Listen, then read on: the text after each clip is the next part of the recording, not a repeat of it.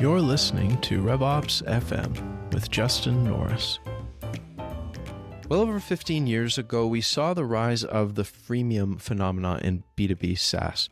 Companies like Box, MailChimp, and FreshBooks went to market not just through an army of salespeople, but in a bottom-up way. They offered a free plan that users could get immediate value from, with the hope of converting a portion of those free users to paying ones somewhere down the road. So if we fast forward today, we have the hot topic of product-led growth, which in many ways sounds similar. And so what I want to look at really is what the PLG phenomena is all about. What does it mean? Who's doing it well? What are the best playbooks? And what does it mean for ops practitioners? Because if you're living in a PLG world, it has some big implications for your data, your processes, your tech stack, and a lot more. So to help guide us through all this in the world of PLG, we have today my friend Dave Rigotti. He is the co-founder of Inflection.io and host of the PLGTM conference. Dave and I go way back to when he was the VP of marketing at Bizible, and we're going to talk about his journey there as well as his experience creating a new marketing automation platform specifically designed for the needs of PLG companies. Dave, so excited to have you here. Hey, thanks so much for having me. So nice to talk with you as always. And thanks for having me on the podcast. Really appreciate it. It's a pleasure. Dave, why don't we start broad with your take on what PLG is? I alluded to a few companies that have been doing something at least PLG-like for a long time. I know even back in 2010, I was working at a product that was primarily free trial, transactional, pay with a credit card. So it's not necessarily that that process is new, but we have seemed to enter into an area where we've developed a new category for this. How do you think about that? Yeah, I tend to have a slightly broader view of PLG than I think a lot of people do. So we always think of the Dropboxes, the Airtables, the Canvas, the Figmas, all great examples and should be held on a pedestal of shining stars of what PLG is. But I think that's just one way to think about PLG. If you have a online sign up for your product, you don't have to talk with a salesperson to use the product, or you don't have to have somebody handhold you through like an implementation. That can mean both companies that have both sales-led motions and product-led motions. See this a lot. Like a lot of product-led companies aren't these bottoms-up, native, you can buy it for $15 a month products where they're born as PLG and they're still seen as PLG. And they're more like Sendoso, where for a long time, Sendoso was a sales-led company. You had to talk with the salesperson. You got to go through an implementation process. And that's still true for their main product. But now they have a secondary product, Sendoso Express, where you can just sign up for it online. If you were to ask somebody, is Sendoso a product-led company? The answer is usually no.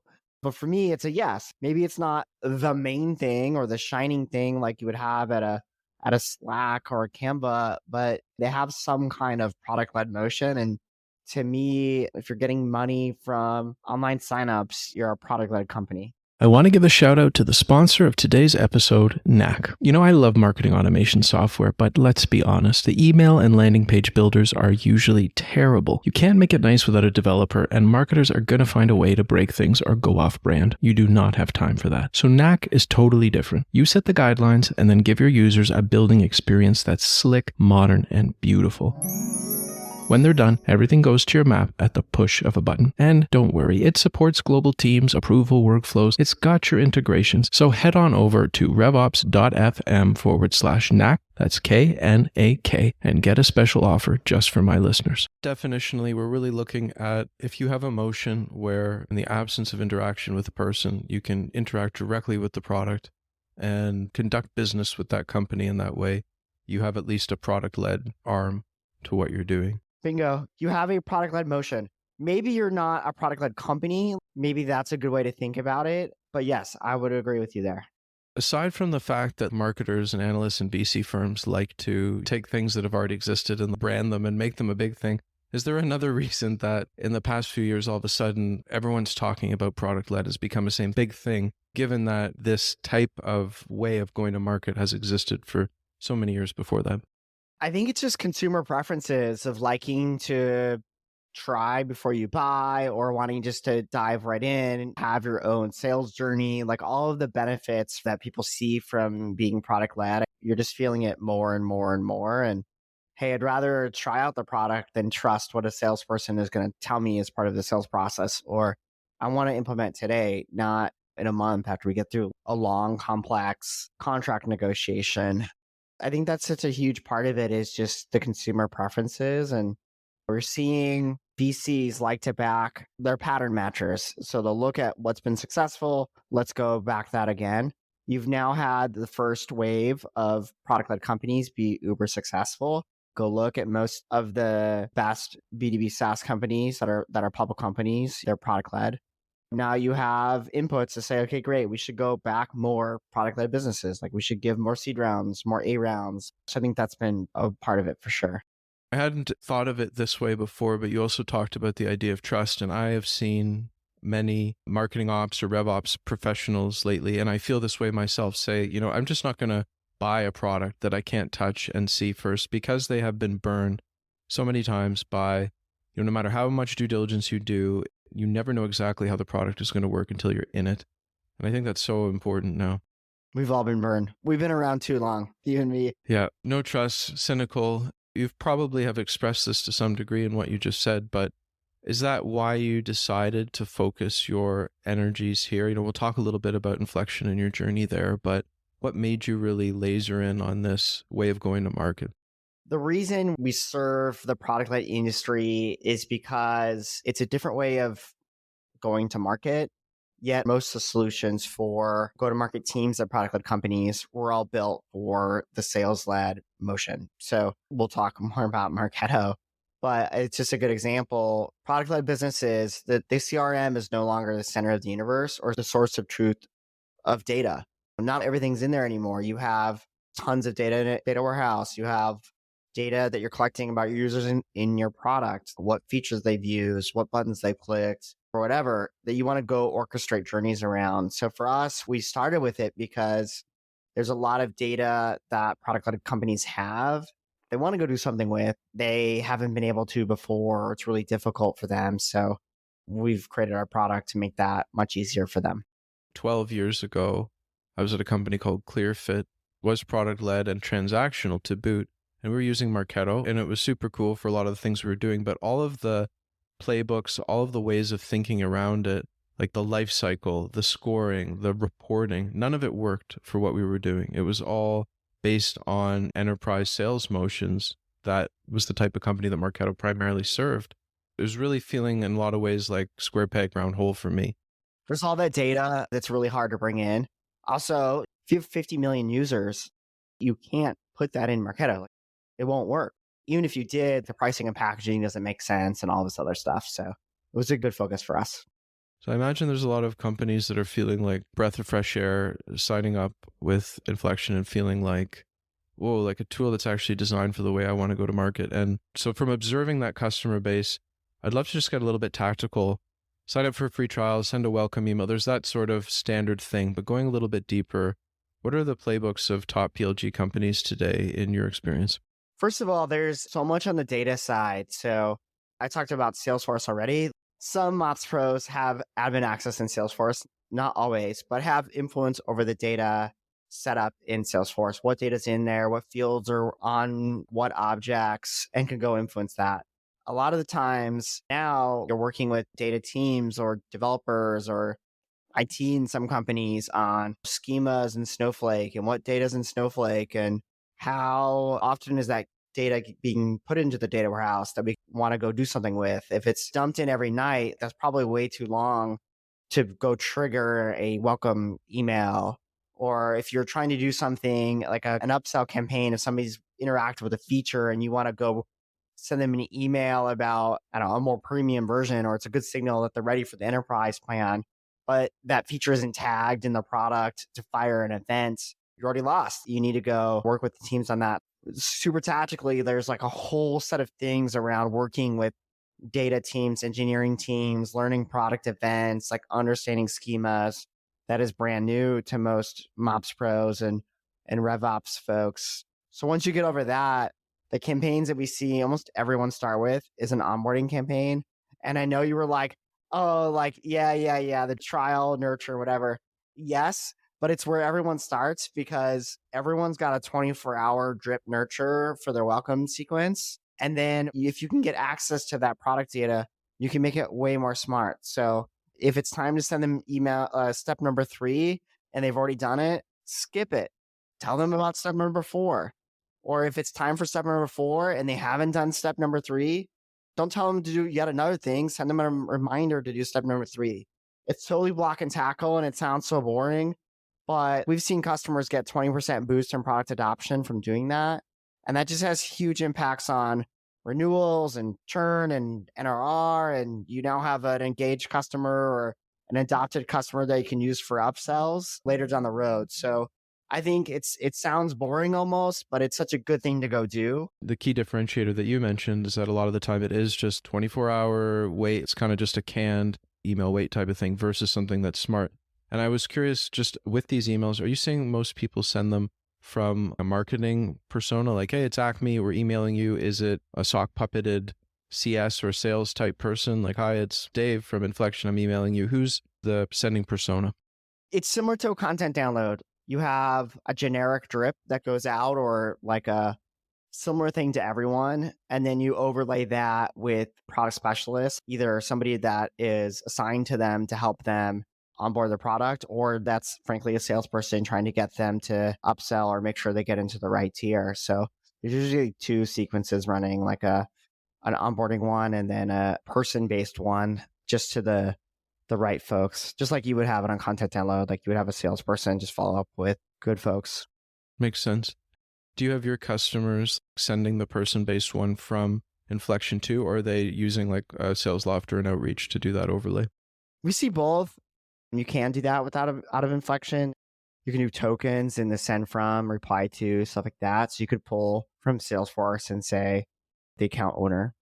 But yeah, we see tools like a SalesLoft and Outreach, and there's even tools specific around this for like this product-led sales category, like a Pocus or an Endgame. We see all of it. That's interesting. I had no idea about that.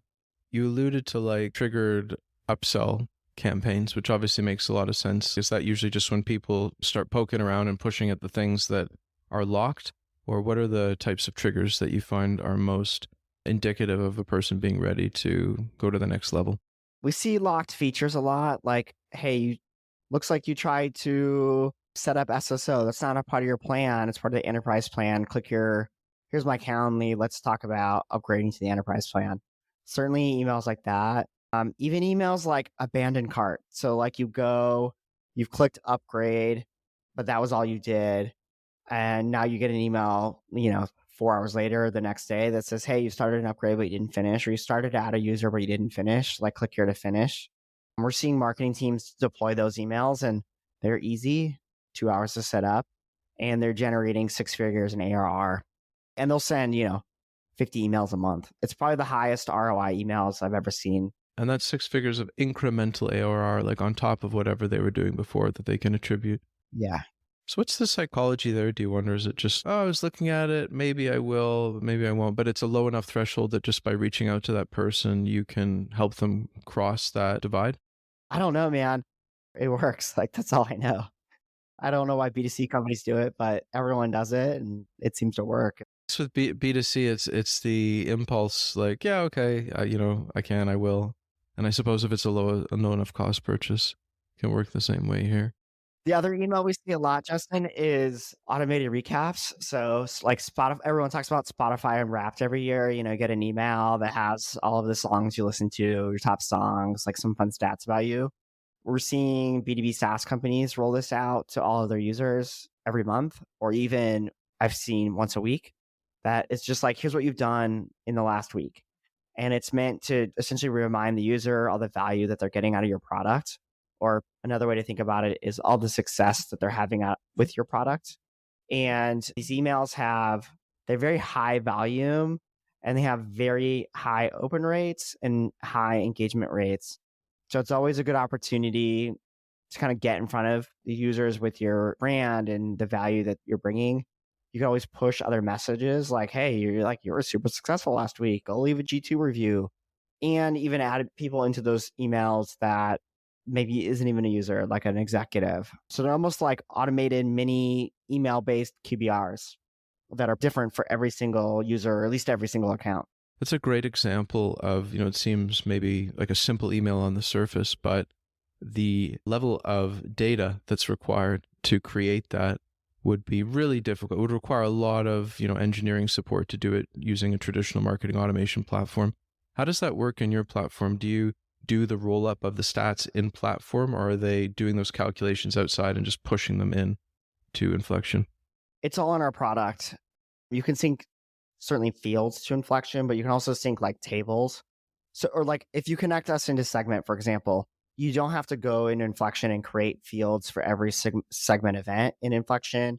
We bring them all in. So we can ingest column data, like data from Salesforce, like here's the columns on the contact, but also stream data, like here's the stream of events this person's had via like a segment integration or Snowflake integration without having to go set that up. And then for like manipulating the data, it's essentially Excel built into the product. So you can do like count diffs, and you can summarize fields. You can do some pretty complicated functions right in the product without having to munch the data offline and re-upload it and try to stuff it in a field. That's huge. Let's go into the data topic in a little bit more detail, because we're there. So you've alluded a few times to like the challenges and some of the challenges that occur to me, or at least that I've personally experienced. There's the data structure. Can the tool accommodate the structure of the data that you have? There's latency. So like how close are you to the source of the data? And if you're pulling from a warehouse and then you've got, at least this 24-hour lag, how much volume can it accommodate? What's the best practice way, I guess, that you're seeing companies use? Yeah, the best practice is to go to the product data source if you can.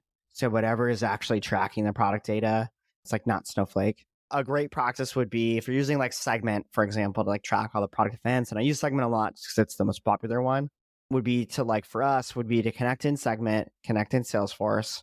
Now we essentially have a, real-time stream into Segment data and then a 5-minute stream into Salesforce. So if you wanted to kick off an email when somebody signs up for their product, it happens right away.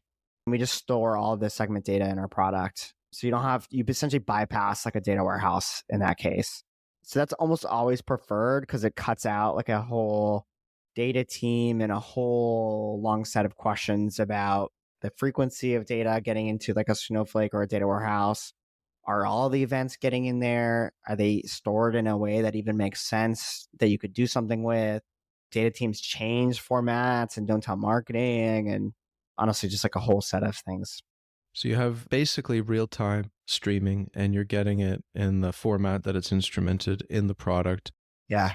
Do you have to pre-configure Inflection instance to like match that schema, or does it just sort of absorb what's coming in a dynamic way? To your point about like the product team adds a new event, does it break your org, or how does it work? We're already pre-formatted for standard CDPs or product tracking. So like Segment, like you just connect it, and a minute later you have all the events in Inflection. When a product team adds a new event, it just shows up in Inflection. There's a whole little editor if you wanted to like change the names of it to make it more friendly, like remove underscore, whatever, like make it marketer friendly. You can do that, but you don't need to. And so it's just available right there, and all new events will get shown up. For data warehouse, you do, just because everyone has a little bit of different setup in their data warehouse. It usually takes like an hour or two configuration to go through and essentially map Inflection, mostly the standard fields in Inflection, to those fields in the data warehouse. Like which field is the first name? Which field is the email that you want us to use? Less standard, or a company could decide it's actually not the field or the data in a data warehouse name. Email could be something else, like, and so they need to tell us, and it usually takes a couple hours. And if a company is using like Snowplow or a different event tracker, are you agnostic, or do they need a specific integration for each one? Depends. Like we don't have a direct connection into Snowplow, so we'd say like, great, like go get that into Snowflake or Redshift or BigQuery or whatever, and then we'll connect to the data warehouse. Like a Segment, we have a direct connection to. So it kind of depends right now, and we're adding new ones all the time. That makes sense. So we've sort of moved into the PLG ops considerations from my point of view. And one of the things, I wonder if you agree with this, I actually found this way of doing ops a lot more fun because not say maybe more fun, but just there was a dimension of fun that you don't always get to have. Maybe because you don't have that sales team, BDR team that you need to work through. You're having really direct access to the end user at all these different stages and can use automation really to its full extent and capability. Do you agree with that statement? From a MOPS perspective, PLG presents an opportunity and a challenge. I've seen MOPS pros at PLG companies and RevOps pros. No, they're no longer in tech. They were at a PLG company the last 2 years. In 2022 or 2023, they left tech. I think one's starting a coffee shop. Another one is just left marketing and is doing something else. It burnt them out. Extreme burnt them out. You and I have been around for a while. I never saw that before. And so challenge and opportunity. The challenge is like you very quickly have to become an expert on segments, data warehouses and structures and like interacting with data teams and engineers and product managers and this like whole tier of stakeholders and dependencies that you never had before. You used to have most of the keys to the kingdom and you could control it and you would know it. Now that's not the case. And that leads to a lot of burnout. It's also, I think, an opportunity for MOPS to step up and be a leader in the marketing organization. I hear a lot of RevOps, MOPS people complain about being ticket takers and going through the rhythm on campaigns. You now have an opportunity where nobody in marketing has ever thought about this stuff before. And you have an opportunity to kind of up level and grow in a career as a professional and, or as a team leader. And this always happens on every new big tech wave. It's how I got my career started. I was young and I got started in social media right as social media was happening and became like the little mini expert there. And it helps. It definitely helps a lot. So I think there's a challenge and an opportunity. And but it's a lot of work. That makes sense. I think part of that opportunity piece, and I certainly wouldn't downplay the challenge either, you're right, but part of the opportunity piece is it gives you some of the immediacy of direct response, whereas versus like, all right, I sent this email and then maybe they talk to sales and then, using some complicated attribution algorithm that most people don't believe in, I'm going to figure out that I had some impact versus like, I did this thing and somebody gave me their credit card number. I have cash on the barrel now. Like that's a huge difference. 100%. I'd say one of the reasons why product-led is so successful is because you can expand customers. So if you go look at NRR of companies, they're making more from their existing customers a year later. Like churn doesn't affect them, basically. They're growing without having to even acquire new customers. And it's because you can like go expand. They have usage-based metrics to kind of go expand customers. That means like you can send a couple of emails, run a couple campaigns, and like materially affect your business in a great way.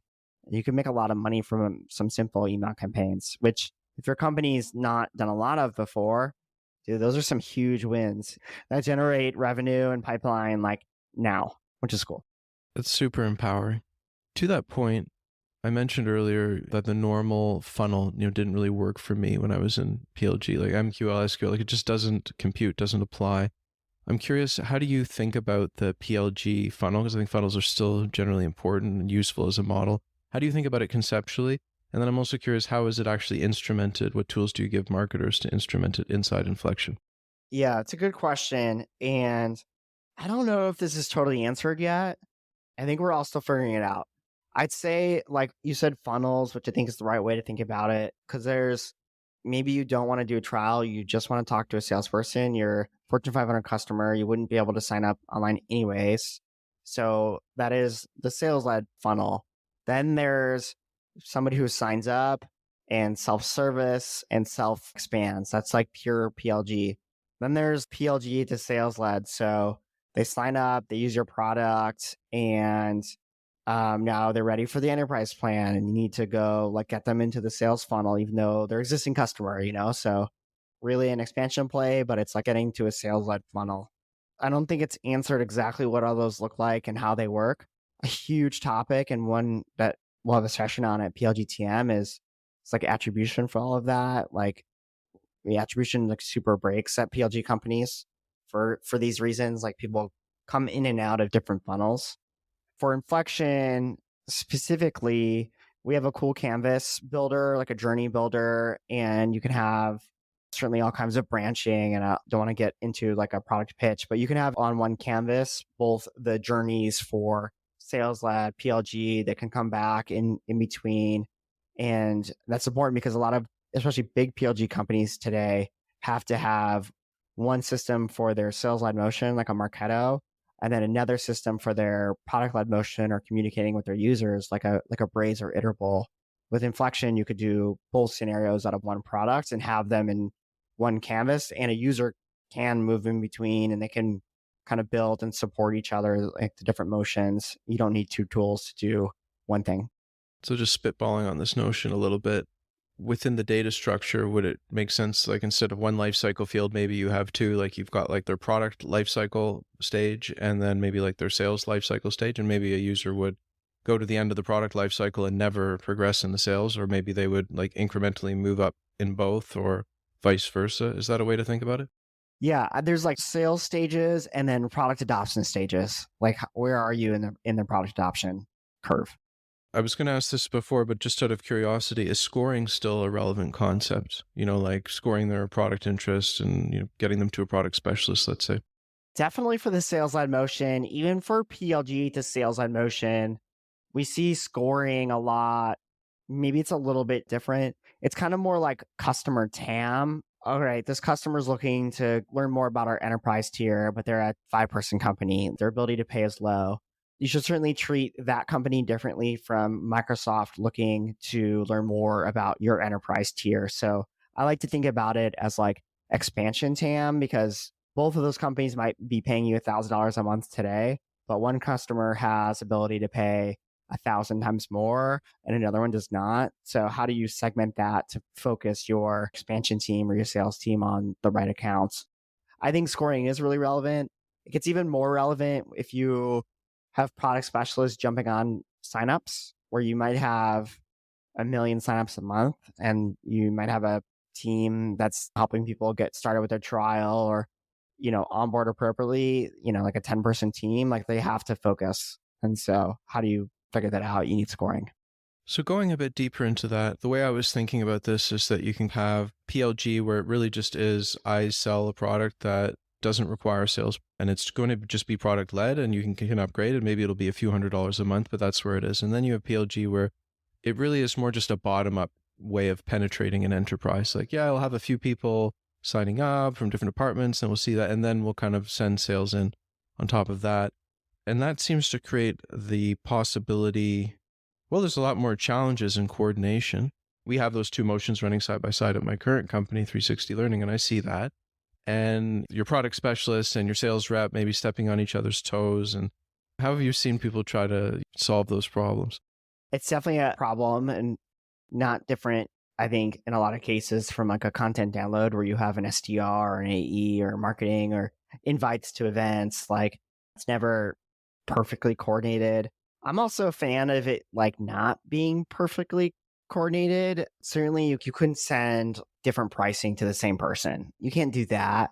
But I've always been a fan of not being too coordinated, almost not having the perfect attribution model, be a beautiful mind and just go crazy trying to coordinate it all. But there should be some level of coordination. I also always like, just like a content download, you might have somebody, the automatic nurturing from like a marketing automation and then like somebody coming in over the top. Those are never coordinated, but they're slightly different messages and they serve different purposes. So I like it being not perfectly coordinated. I also like it being different. Somebody helping you set up the product that is also selling you gets dicey real fast. They're almost always just going to go into figuring out very quickly, is this person going to upgrade or not? And I'm only going to focus on the ones that are going to upgrade. And I'm only going to do the bare minimum that I need to get an upgrade. The incentives aren't perfectly aligned. I think you touch on an interesting thing there, because the user experience with a PLG company, I feel like it tends to be warm and fuzzy. I mean, that's anecdotal and maybe just personal, but because those specialists are generally more just trying to help you succeed with something that you're doing rather than trying to just sell you something. And you just feel like you have an overall like more positive sentiment towards those companies. I know that's the feeling that we tried to create when we were doing this as a PLG company. It's like if you've ever walked into like a cell phone store, like that person that's helping you out with your phone is like also the salesperson. Everything they say, and just like, is this really what's right for me, or are they trying to get me to spend more money? So let's talk a little about your journey, Dave. I think the first time we actually interacted, we were on a webinar together. I want to say it was like 2015. You were at Bizible. And then you had this amazing journey with Bizible. The fish ate the little fish, and then the bigger fish ate the, Marketo bought Bizible, then Adobe bought Marketo. So you ended up running like an enterprise motion at Marketo. And then you like spun off and are creating a next Marketo. Walk us through that a little bit. Yeah, I started my career. I went to university. I studied marketing and entrepreneurship. I've always loved startups. But I got recruited. I did an internship at Microsoft, and I got recruited out of college to join Microsoft, which was too hard to pass up. And so that took me to Seattle and I just moved to New York a year ago. So I lived in Seattle for 13 years and worked at Microsoft for almost 5 years on Bing, kind of right as Bing launched, both on the consumer marketing side. And then I switched to Bing ads, and I was doing marketing for Bing ads and found my love. I was like, okay, I really love marketing. I really love B2B marketing, but I love startups. So how do I get to a startup? And I just kind of cold applied to Bizible. It was Bizible at that time as the first marketing hire, probably 5 or 6. And Bizible was just a tool to connect AdWords into Salesforce. That was like all I could do. You couldn't use it for attribution. It wasn't an attribution product yet. And so just got lucky with that. Worked with some great people who I'm still working with today. A lot of the ex-Bizible co-founders and ex-Bizible crew are co-founders. I love that you guys have done that. Yeah, we've worked together for over 10 years. It's a long time. If you find great people that you like to work with and push you and support you, just keep it going. So anyways, worked at Bizible, we grew that business great, sold to Marketo in 2018, which was a great exit for everyone. And then I had to find a new job because I was running marketing at Bizible. There's no more Bizible. It's product of Marketo. So I started running enterprise demand generation and account-based marketing at Marketo. 6 months later, we got gobbled up by Adobe. And so for another 2 years, I ran basically the same role at Adobe, but I took on increasingly larger portfolio of products that I was supporting. From being in a small startup, and Bizible was like an amazing group of people, but you're never more than 50 or 60, maybe when you're required, maybe a bit bigger. 120. 120. Okay, so bigger than I thought, but still, smallish to 10,000 person behemoth. And I know what, it's like to work inside Adobe. It's a great company, but it's very different than the way that Bizible operated. Was that a shock to the system for you? It was a shock.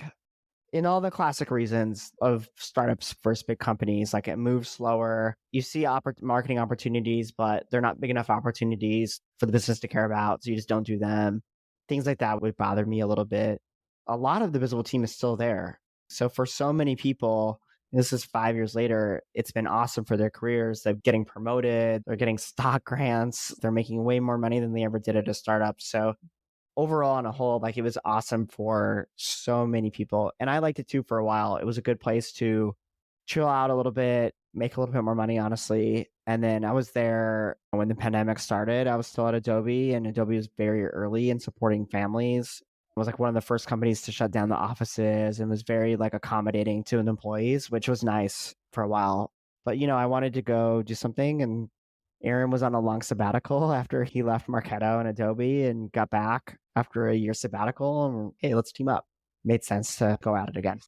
The marketing automation category, when I first looked at it, there was a lot of players that like don't exist anymore. There's like Manticore and Silverpop. Like there was just like, it was one of those wide open categories, it felt like. And then it really consolidated down. I haven't really seen a new player for a while, at least until Inflection emerged for me.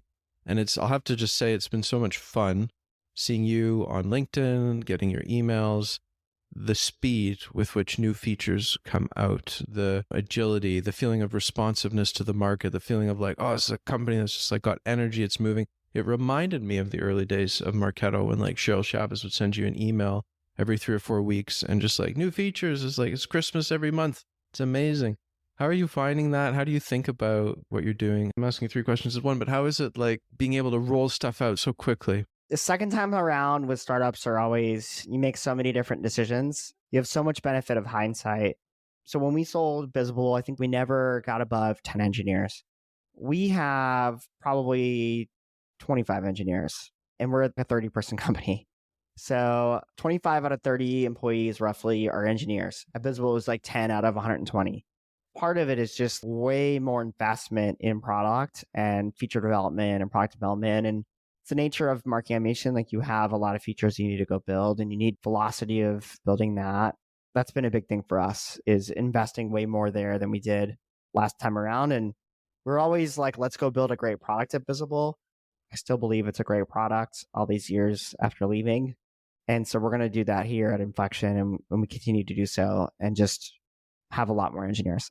Now you mentioned Bizible, and for the record of listeners, like I used Bizible as early as 2015. We were an early partner of yours. Like I love Bizible, huge fan of it. Does it hurt a little bit to see it get acquired and then kind of not change anymore, and to see newer competitors enter the market and come up on top of it a little bit? Not at all. Not at all. Done with it. I still chat with people to like help them out, but no, that's a past life. I'm surprised it still exists at Adobe.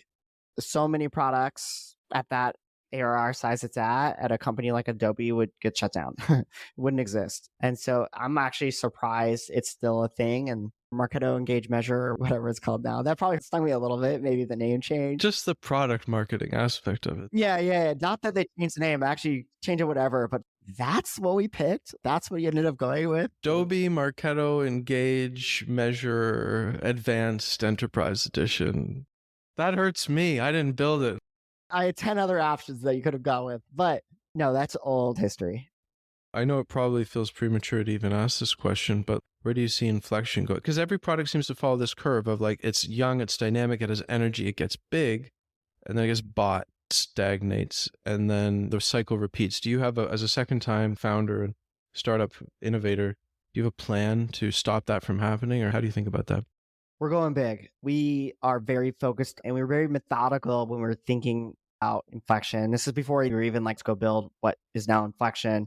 Let's go pick something that can become a public company. At Bizible, we ended up building the product, and there's a whole story there why. And it was started as $99 a month and just kind of growing and growing and growing, getting as big as you can. But look, like attribution companies don't become IPO-able, venture scale, true businesses.